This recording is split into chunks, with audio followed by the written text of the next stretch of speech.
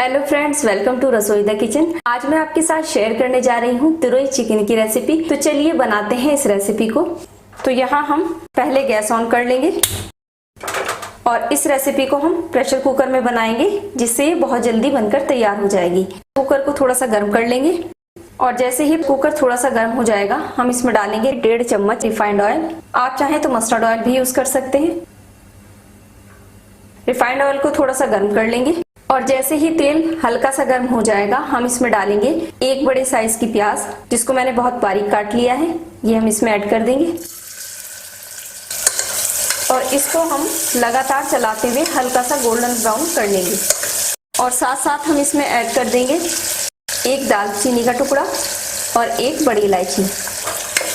और जैसे ही प्याज हल्की सी गोल्डन ब्राउन हो जाएगी इसमें हम ऐड करेंगे चिकन। तो यहाँ मैंने 250 ग्राम चिकन लिया है, जिसको मैंने साफ धो लिया है। इसमें हम ये ऐड कर देंगे।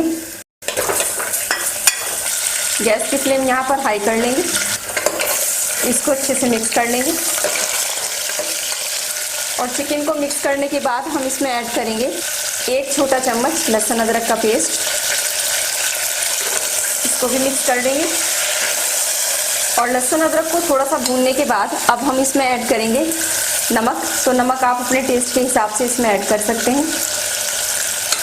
अब इसमें डालेंगे हम कुछ मसाले, 2 बड़े चम्मच धनिया पाउडर, आधा छोटा चम्मच लाल मिर्च पाउडर, 1/4 चम्मच गरम मसाला और इसमें हम ऐड करेंगे 1/3 कप पानी। और इन मसालों को हम अच्छे से मिक्स कर लेंगे और अब हम यहाँ पर मीडियम फ्लेम कर देंगे और इन मसालों को हम थोड़ा सा भून लेंगे। और मसालों को थोड़ा सा भूनने के बाद अब हम इसमें ऐड करेंगे दही। तो यहाँ मैंने 4 बड़े चम्मच दही लिया है, ये हम इसमें ऐड कर देंगे।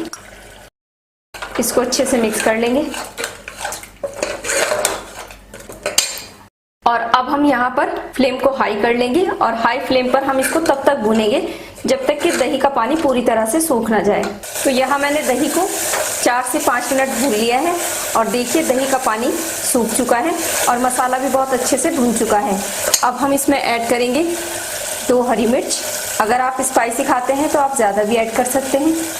और साथ साथ हम इसमें ऐड करेंगे आधा किलो तुरई, जिसको मैंने साफ धोकर बारीक काट लिया है। ये भी हम इसमें डाल देंगे। अब इसको हम अच्छे से मिक्स कर लेंगे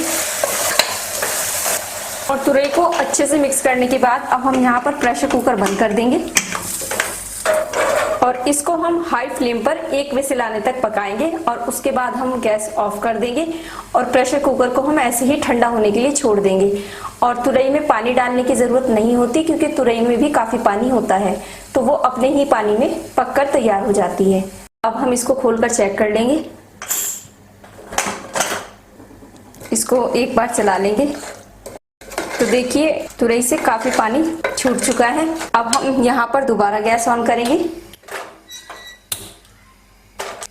और अब हम इसकी भुनाई करेंगे।